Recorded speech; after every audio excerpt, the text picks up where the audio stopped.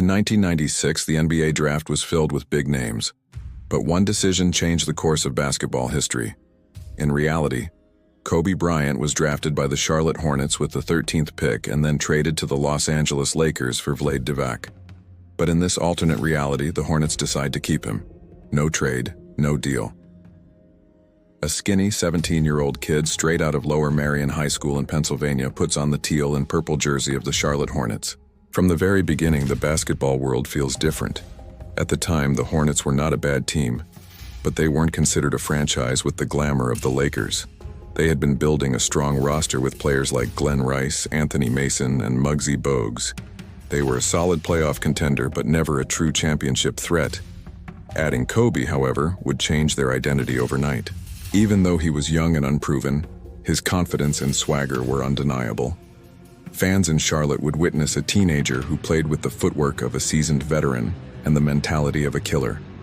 Slowly, whispers would spread. This kid might be special. In his rookie season, Kobe doesn't get the same spotlight he did in Los Angeles, but the Hornets coaching staff sees his potential. Instead of being just a bench player, they begin to integrate him earlier, giving him 20 minutes a night. There are flashes of brilliance, a high-flying dunk over a veteran defender, a fearless fadeaway jumper, and moments of raw athleticism that leave the crowd stunned. The NBA begins to notice, and Charlotte, once seen as just another small-market team, suddenly has a reason to be on national television. The Hornets, with Kobe as their rising star, start to attract attention from free agents. The late 90s are dominated by Michael Jordan's Bulls, and ironically, Kobe, who idolized MJ, now has to face him in the Eastern Conference more often. The mentor-protege storyline becomes even more direct. Jordan sees this kid from Charlotte as a reflection of himself, competitive, fearless, and hungry. Every matchup between the Bulls and Hornets becomes must-watch television. Kobe versus Jordan, teacher versus student, old guard versus the future. The NBA eats it up.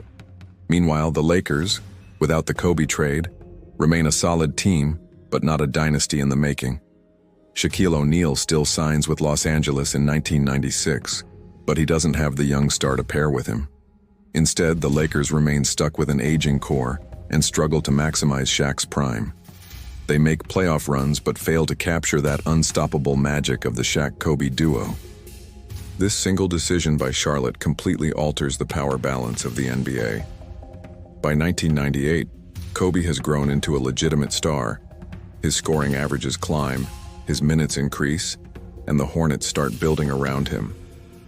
Glenn Rice plays a key role as a veteran scorer, while Anthony Mason provides toughness. But Kobe's work ethic becomes legendary even in Charlotte.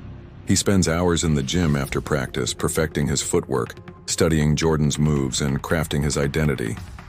Local media begins calling him the next legend, and Hornets fans start to believe they might finally have a player who can lead them to greatness. The 1999 season brings a lockout, but for Kobe, it's an opportunity to sharpen his skills. When play resumes, he's stronger, faster, and hungrier. The Hornets shock the league with their intensity, upsetting higher-seeded teams in the playoffs. Although they fall short of a finals appearance, the message is clear. Kobe Bryant and the Hornets are no longer an afterthought. They are coming for the crown.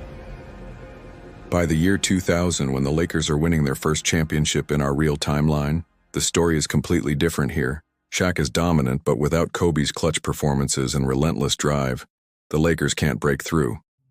Instead, it's the Hornets who rise in the East.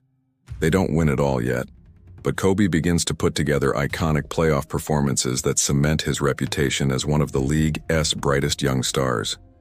His duels against Allen Iverson and Reggie Miller become legendary, and suddenly, Charlotte is on the basketball map. This alternate reality also changes the NBA landscape for other stars. Tim Duncan, who joined the Spurs in 1997, finds himself in more battles with Kobe's Hornets earlier in his career. The Eastern Conference, which was dominated by the Bulls in the 90s and then weakened after Jordan's retirement, now has a new powerhouse. The Hornets become the team everyone wants to beat, and Kobe becomes the villain to rival cities. But in Charlotte, he's beloved, seen as the savior of a franchise that once traded him away in real life. By the early 2000s, Kobe's legend is undeniable.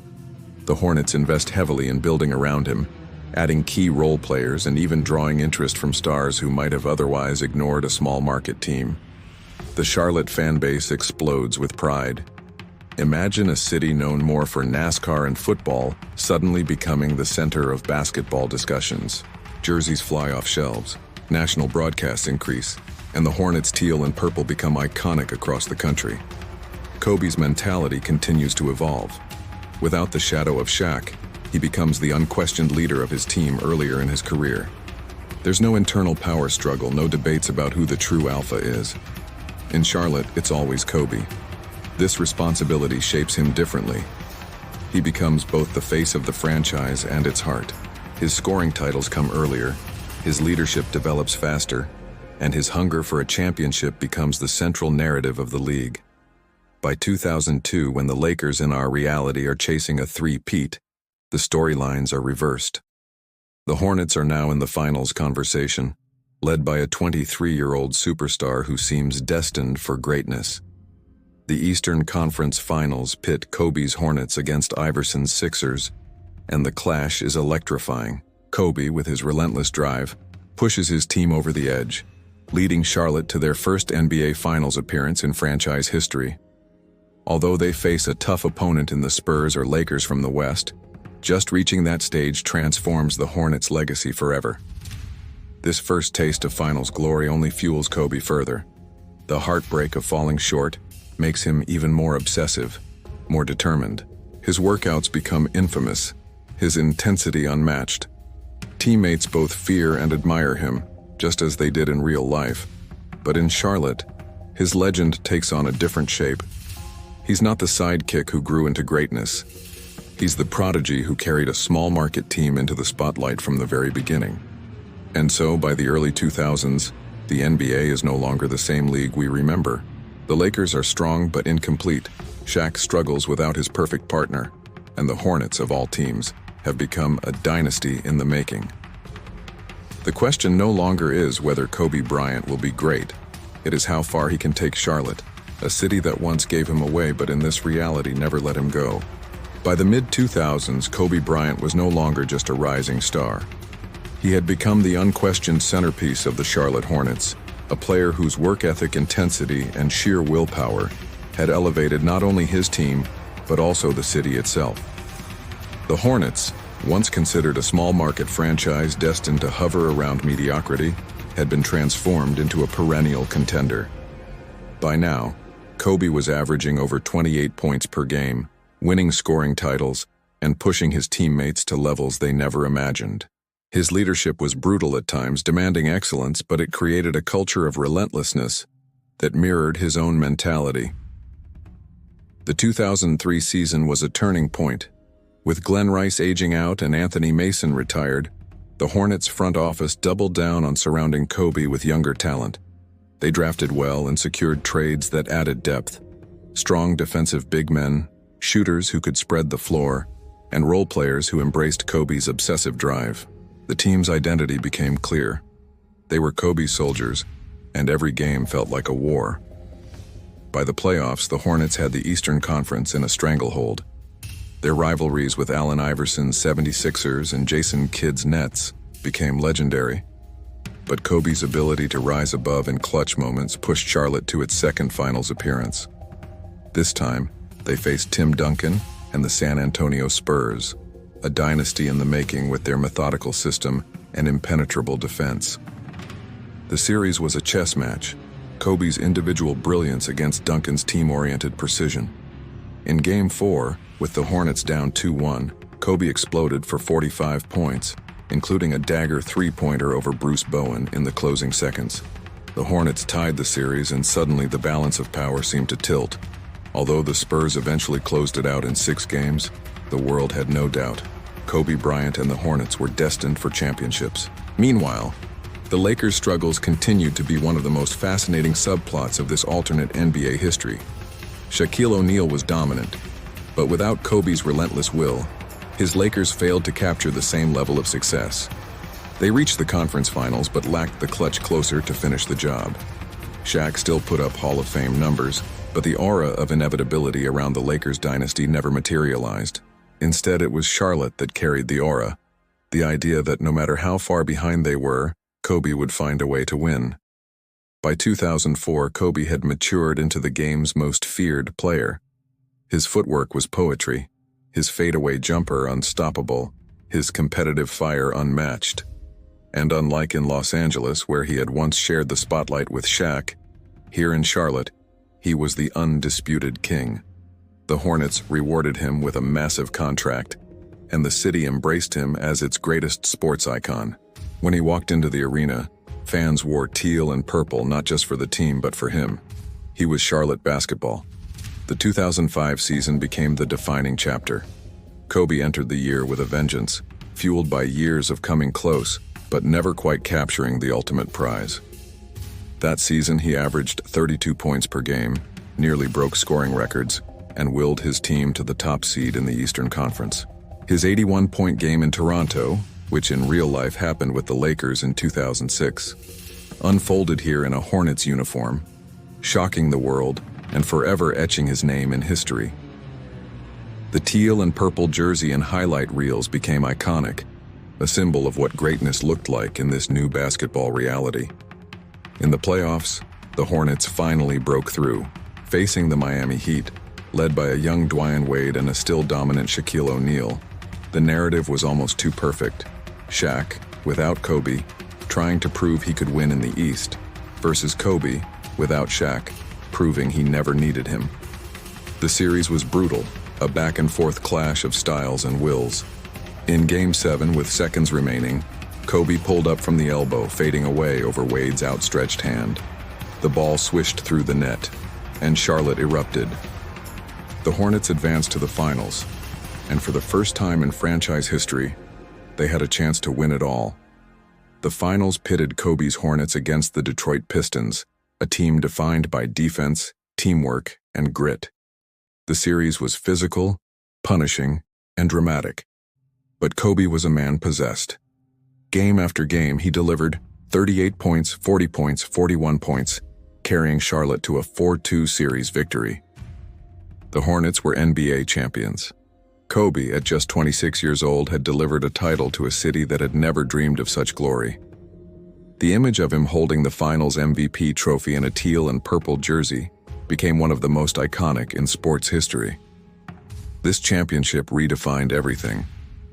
The Hornets were no longer a small market team fighting for relevance. They were a dynasty in the making. Free agents now considered Charlotte a destination, and the franchise poured money into building a state-of-the-art arena. The Hornets became one of the NBA's marquee franchises, their games broadcast nationally, their jerseys worn worldwide. Kobe's influence extended beyond the court. He inspired a generation of kids in the Carolinas to pick up a basketball, forever changing the sports culture of the region. The following years only solidified his legacy. In 2006 and 2007, the Hornets returned to the finals, facing LeBron James's Cavaliers and then the Spurs again. Kobe versus LeBron became the defining rivalry of the era, a clash of philosophies. Kobe's relentless individual drive against LeBron's all-around brilliance. Their duels captivated fans, with Kobe often coming out on top in clutch situations. By 2008, Kobe had led Charlotte to 3 championships in 4 years, establishing the Hornets as the dynasty of the 2000s instead of the Lakers. This alternate reality also reshaped other legacies. LeBron James, instead of chasing the Lakers as his ultimate foil, grew up in the shadow of Kobe's Hornets. Shaq's career trajectory shifted, still great, still dominant, but lacking the same legendary status he achieved with Kobe in real life. Tim Duncan and the Spurs remained a dynasty, but their battles with Kobe's Hornets became some of the most intense series of the decade, with each finals matchup adding to the lore. As Kobe aged, his career took on a different rhythm. Instead of the bitter conflicts he endured with Shaq in Los Angeles, he enjoyed a legacy defined by loyalty. He was the Hornets' lifer, the man who never left, who built the franchise from obscurity to greatness. His 2008 MVP award came not in gold and purple, but in teal and purple. His 60-point farewell game years later would come not in Staples Center, but in Charlotte, where thousands of fans packed the arena to say goodbye to their hero. In this reality, Kobe's story felt even more mythic. He didn't just join an already glamorous franchise and elevate them to greatness. He created greatness from the ground up. He turned a team that once gave him away into a global brand. He became the East Coast's answer to Michael Jordan, carrying the torch not just of a franchise but of an entire region. The Hornets' teal became as iconic as the Lakers' gold, and it was all because of him. When Kobe retired, his impact was immeasurable. The Hornets had multiple championships, countless playoff memories, and a legacy that would never fade. Statues were built in his honor, his jerseys retired, his name spoken with reverence. And the ultimate what-if of NBA history became a reality. Kobe Bryant, the Hornet who never left, the man who rewrote basketball history in teal and purple. The takeaway was clear. Sometimes, one decision, a trade that never happened, can change everything. The course of dynasties, the legacies of players, and the very fabric of sports history can pivot on a single moment. And in this universe, Charlotte, not Los Angeles, became the stage where one of the greatest to ever play the game left his mark forever.